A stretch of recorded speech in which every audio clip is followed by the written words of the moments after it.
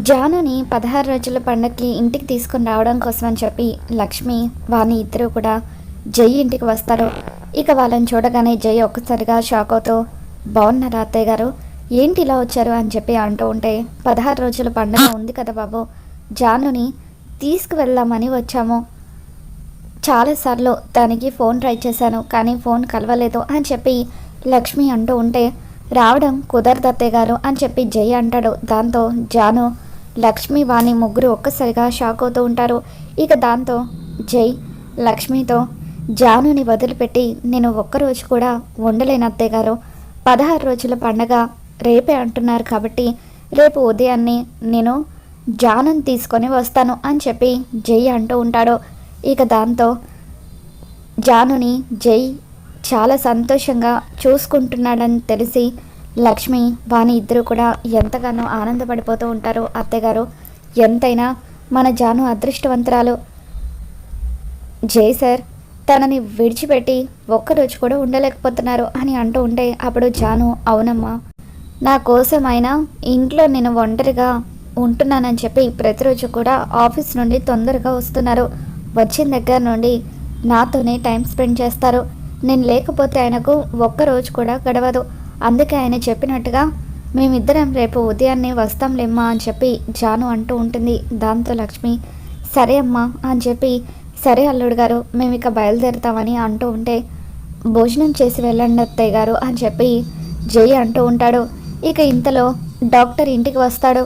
ఇక డాక్టర్ని చూడగానే జాను ఒక్కసారిగా షాక్ అవుతూ, ఇదేంటి డాక్టర్ గారు వచ్చారు, ఎవరి కోసం అని చెప్పి అంటూ ఉంటే, జై మొదట కంగారు పడిపోతూ ఉంటాడు. ఇదేంటి జాను పడుకుంటుంది, ఈ డాక్టర్ని వాడి దగ్గరికి తీసుకెళ్ళొచ్చు అనుకుంటే ఈ డాక్టర్ కూడా ఇప్పుడే వచ్చాడు, ఇప్పుడు ఏం సమాధానం చెప్పాలనుకొని, నాకు ఇష్టమైన బ్లాక్ క్యాట్ ఉంది కదా జాను, అది 2 డేస్గా భోజనం చేయట్లేదు, అందుకే ఒకసారి దాన్ని చూపిద్దామని డాక్టర్ని పిలిపించాను అని చెప్పి జై అంటాడు. ఇక దాంతో జాను, ఓ అవునా, సరే అండి, నేను అమ్మ వాళ్ళతో మాట్లాడుతూ ఉంటాను, మీరు వెళ్ళి దానికి ట్రీట్మెంట్ చేయించండి అని చెప్పి జాను అంటుంది. ఆ తర్వాత డాక్టర్, సార్ పేషెంట్ ఎక్కడ అని అడుగుతూ ఉంటే, రండి సార్ నాతో, నేను చూపిస్తాను అని చెప్పి డాక్టర్ని తీసుకొని పైనున్న గదిలోకి వెళ్తూ ఉంటాడు. తర్వాత జాను, లక్ష్మి, వాణి ముగ్గురు కూడా హాల్లో కూర్చొని మాట్లాడుకుంటూ ఉంటారు. అవును జాను, బ్లాక్ క్యాట్ ఏంటి అని వాణి అంటూ ఉంటే, మా ఆయనకు పిల్లులంటే చాలా ఇష్టం అంట వదిన, అందుకే ఆయన ఒంటరితనాన్ని పోగొట్టుకోవడానికి మా పెళ్ళి కాక ముందు నుండే ఒక బ్లాక్ క్యాట్ని పెంచుకుంటున్నారట. ఆ గదిలో నుండి రాత్రుల్లో అరుపులు వినిపిస్తూ ఉంటే నేను కూడా మొదట ఏంటో అనుకొని భయపడిపోయాను, కానీ ఒకరోజు ఆయన నన్ను డైరెక్ట్గా ఆ గదిలోకి తీసుకువెళ్ళి ఆ బ్లాక్ క్యాట్ని చూపించారు అని చెప్పి జాను అంటూ ఉంటుంది. తర్వాత లక్ష్మి, అమ్మ జాను, పెళ్ళైతే నీ జీవితం ఎలా ఉంటుందో ఏంటోనని చాలా భయపడిపోయాను, కానీ ఇప్పుడు నిన్ను చూస్తూ ఉంటే చాలా ఆనందంగా ఉందమ్మా, ఆనందంతో కడుపు నిండిపోయింది, నీలాగే తులసి జీవితం కూడా త్వరగా బాగుపడితే బాగుండని చెప్పి లక్ష్మి అంటూ ఉంటే, అక్క మంచి మనసుకు ఖచ్చితంగా తనకు దేవుడు మంచి చేస్తాడమ్మా, అక్క గురించి నువ్వేం దిగులు పడకు అని చెప్పి జాను అంటూ ఉంటుంది. మరో పక్క సిద్ధు అజ్ఞాత వ్యక్తి దగ్గరికి డాక్టర్ని తీసుకొని వస్తాడు. ఇక దాంతో డాక్టర్ ఆ వ్యక్తిని చూసి షాక్ అవుతూ, ఇదేంటి ఈ వ్యక్తిని ఇలా బంధించి ఉంచారేంటి, ఇతనికి చాలా రోజులుగా సరిగ్గా ఫుడ్ లేక చాలా వీక్గా ఉన్నాడు, ఆల్మోస్ట్ చనిపోయే పరిస్థితిలో ఉన్నాడు అని చెప్పి, ఈ పరిస్థితిలో ఇక్కడ ట్రీట్మెంట్ చేయడం కుదరదు, హాస్పిటల్కి తీసుకువెళ్లాల్సిందే, హాస్పిటల్లో అడ్మిట్ చేయాల్సిందే అని చెప్పి అంటూ ఉంటే, అప్పుడు జై ఆ డాక్టర్కి రివాల్వర్ని గురి పెడుతూ, చూడండి డాక్టర్, ఎట్టి పరిస్థితులను ఈ విషయం బయటకు తెలియకూడదు, తెలిస్తే మీరు పైకి పోతారు, మర్యాదగా నేను ఇచ్చిన డబ్బులు తీసుకొని వీడికి ట్రీట్మెంట్ చేయండి అని చెప్పి జై అంటూ ఉంటాడు.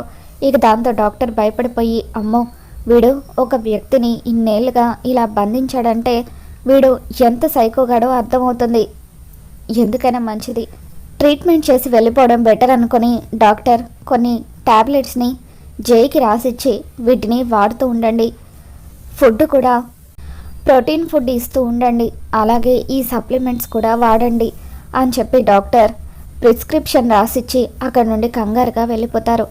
ఆ తర్వాత లక్ష్మి వాణి ఇద్దరు కూడా సరే అమ్మా మేము బయలుదేరుతామని అంటూ ఉంటే అత్తయ్య గారు భోజనం చేయండి అని జయ అంటూ ఉంటాడు. వద్దులేండి బాబు, మిమ్మల్ని ఇద్దరిని ఇలా చూసిన తర్వాత నా కడుపు నిండిపోయింది. అక్కడ 16 రోజుల పండుగకు చేయాల్సిన పనులు చాలా ఉన్నాయి, మేము వెళ్ళి ఆ పనులు చూసుకోవాలి అని చెప్పి వాణి లక్ష్మి ఇద్దరు కూడా అక్కడి నుండి వెళ్ళిపోతారు. మరో పక్క సిద్ధు నిద్ర లేచి కిందకు వచ్చేసరికి ఇంట్లో అంతా కూడా బంధువులతో హడావిడిగా ఉంటుంది. ఇల్లంతా కూడా డెకరేషన్ చేసి ఉంటుంది. ఏంటి నాన్న, ఏం జరుగుతుందని సిద్ధు అంటాడు. దాంతో బస్వరాజు, నీ పెళ్ళిరా, నీ పెళ్ళికి సంబంధించిన హడావిడే ఇదంతా, ఈరోజే నీకు కనిష్కకు పెళ్లి జరగబోతుంది అని చెప్పి బస్వరాజు అనగానే సిద్ధు ఒక్కసారిగా షాక్ అవుతాడు. ఇక సిద్ధు, తులసికి నాకు పెళ్లి జరిగిపోయిందన్న నిజం నాన్నకు చెప్పాలి, లేకపోతే ఈ పెళ్ళిని నేను ఆపలేను అని నిజం చెప్పబోతూ ఉండగా ఇంతలో కనిష్క వాళ్ళ నాన్న మునుస్వామి వచ్చి, బావగారు ఈరోజు అనుకున్న ప్రకారం పెళ్లి జరిగిపోతే రేపు ఉదయాన్నే మీరు ప్రమాణ స్వీకారం చేయడానికి నేను అధిష్టానం నుండి పర్మిషన్ కూడా తీసుకుని వచ్చాను, ఇదిగోండి చూడండి బావగారు అని చెప్పి మునుస్వామి కొన్ని పేపర్స్ని బస్వరాజుకి చూపిస్తూ ఉంటే బస్వరాజు ఎంతగానో ఆనందపడిపోతూ కావాలని సిద్ధుని బ్లాక్ చేస్తూ, చూసావా సిద్ధు, రేపే నా ప్రమాణ స్వీకారం, చాలా రోజుల తర్వాత మళ్ళీ నేను పదవిలో ఉంటున్నందుకు చాలా ఆనందంగా ఉందిరా, ఎట్టి పరిస్థితులను ఎటువంటి ఆటంకం లేకుండా ఈ పెళ్లి జరిగిపోవాలి, అప్పుడే నా పదవి నాకు దూరం అవ్వదు అని చెప్పి బస్వరాజు సిద్ధుతో అంటూ ఉంటే ఇక సిద్ధు, నాన్న నీకు ఎలా చెప్పాలి నాన్న, ఆల్రెడీ నాకు పెళ్ళైపోయింది, తులసి నా భార్య తులసి ఉండగా నేను మరొక ఆడదాని మెడలో తాళిలా కడతానని సిద్ధు మనసులో అనుకుంటాడు. మరో పక్క లక్ష్మి ఇంట్లో 16 రోజుల పండుగ కార్యక్రమం ఎంతో ఘనంగా జరుగుతూ ఉంటుంది. జాను జై ఇద్దరు కూడా జంటగా లక్ష్మి ఇంటికి వస్తారు. వాళ్ళిద్దరిని చూడగానే ఇంట్లో అందరూ ఆనందపడిపోతూ ఉంటారు. రాము పరిగెత్తుకుంటూ వచ్చి ఎలా ఉన్నావని చెప్పి జానుని పలకరిస్తూ ప్రేమగా జానుని దగ్గరికి తీసుకుంటాడు. తర్వాత లక్ష్మి తులసి వీళ్ళందరూ కూడా జానుని హగ్ చేసుకొని ఎంతో ప్రేమగా మాట్లాడుతూ ఉంటారు. ఇదంతా చూస్తున్న జైకి ఒళ్ళు మండిపోతూ ఉంటుంది. జాను ప్రేమతో ఉంటే అది నా ఒక్కడితోనే అయ్యుండాలి, వీళ్ళందరితో ఇంత చనువుగా ఉండడం నాకు నచ్చలేదు, జాను ప్రేమిస్తే కేవలం నన్ను మాత్రమే ప్రేమించాలి అని చెప్పి జై కోపంతో రగిలిపోతూ ఉంటాడు. ఫాస్ట్గా ఈ 16 రోజుల పండుగ కార్యక్రమాన్ని ముగించేసి జానుని తీసుకొని ఇక్కడి నుండి వెళ్ళిపోవాలని జై అనుకుంటాడు. జాను ఇంట్లోకి వచ్చిన తర్వాత జైను కూడా పిలిచి కూర్చోమని చెబుతూ ఉంటారు. అత్తయ్య గారు మీరేమనుకోకపోతే ఈ కార్యక్రమాన్ని కొంచెం త్వరగా కానిస్తారా, ఆఫీస్లో నాకు ఇంపార్టెంట్ మీటింగ్ ఉంది, జానుని తీసుకొని వెళ్ళాలి అని జై అంటూ ఉంటాడు. కాసేపట్లో ముత్తైదులు వస్తారు బాబు, ముత్తైదులు రాగానే కార్యక్రమాన్ని మొదలు పెడదామని చెప్పి లక్ష్మి అంటూ ఉంటుంది. మరోపక్క సిద్ధు తల్లి, సిద్ధు వాళ్ళ వదిన, అన్నయ్య వీళ్ళంతా కూడా తీసుకువెళ్ళి పెళ్లి కొడుకుని చేస్తూ ఉంటారు. ఇక దాంతో నీలిమ సిద్ధుని పెళ్లి కొడుకుని చేస్తూ, ఏమైంది సిద్ధు, ఎందుకు నువ్వు ఇంత డల్గా ఉన్నావో, ఈరోజు నీ పెళ్ళి అని అంటూ ఉంటే, నీకు తెలుసు కదా వదిన, నా మనసులో తులసి ఉంది అని సిద్ధు అంటూ ఉంటాడు.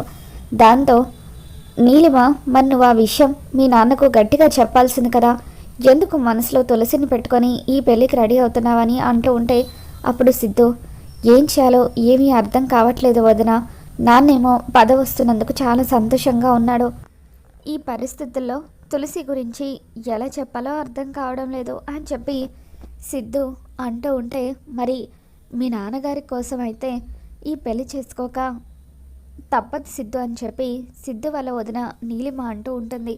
దాంతో సిద్ధు, అయ్యో వదిన, నీతో నేను ఒక విషయం చెప్పాలి, తులసి ఇప్పుడు నేను ప్రేమించిన అమ్మాయి మాత్రమే కాదు, తను నా భార్య, నేను తాళి కట్టిన నా భార్య. ఆ రోజు గోదాదేవి కళ్యాణంలో ఆ అమ్మవారి తాళిబొట్టును తీసి తులసి మెడలో కట్టేశాను అని చెప్పి సిద్ధు నీలిమకి నిజం చెప్పడంతో, నువ్వు చెప్పేది నిజమా సిద్ధు అని చెప్పి ఒక్కసారిగా షాక్ అవుతూ ఉంటుంది.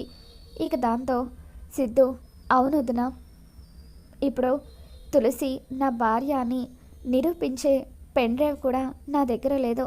ఆ పెన్ డ్రైవ్ ఎక్కడో పోయింది అని చెప్పి సిద్ధు అంటూ ఉంటాడు. దాంతో నీలిమ షాక్తో సిద్ధు మాట్లాడేది కనిష్క దగ్గరున్న పెన్ డ్రైవ్ గురించే అన్నమాట అని చెప్పి, సిద్ధు నీతో ఒక విషయం చెప్పాలి.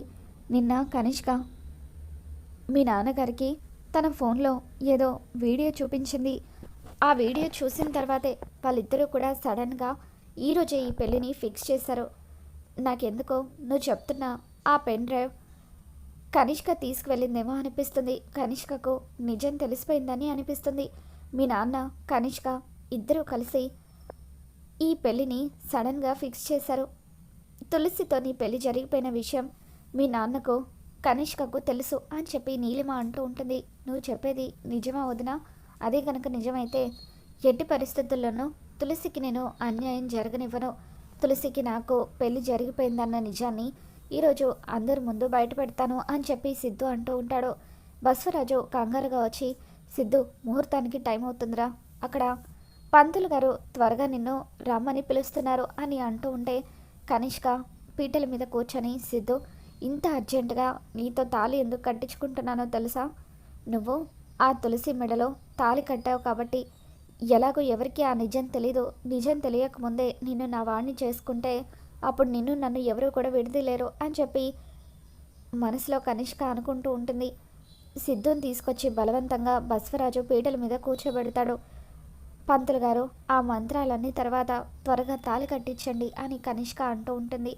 దాంతో సిద్ధు చేతికి బసవరాజు తాళిచ్చి త్వరగా కనిష్క మెడలో కట్టురా అని అంటూ ఉంటే, లేదు నాన్న, ఈ తాళిని నేను కట్టలేను అని చెప్పి సిద్ధు అంటూ ఉంటాడు. దాంతో బసవరాజు, రే సిద్ధు, నువ్వు నాకు ఇచ్చిన మాటను మర్చిపోయావా అని అంటూ ఉంటే, నాన్న నీకు ఇచ్చిన మాట గుర్తుంది, కానీ నాకు ఆల్రెడీ పెళ్ళి జరిగిపోయింది నాన్న. తులసితో నా పెళ్ళి జరిగిపోయిన తర్వాత మళ్ళీ నేను వేరొక అమ్మాయి మెడలో తాళి ఎలా కట్టగలను అని చెప్పి సిద్ధు అందరికీ కూడా నిజం చెప్పేసి ఆ తాళిని కనిష్క మెడలో కట్టలేక విసిరి కొడతాడు. మరి రాబోతున్న ఎపిసోడ్లో ఏం జరగబోతుందో మళ్ళీ మన ఛానల్లో తెలుసుకుందాం. ఈ వీడియో మీకు నచ్చినట్లయితే తప్పకుండా లైక్ చేయండి.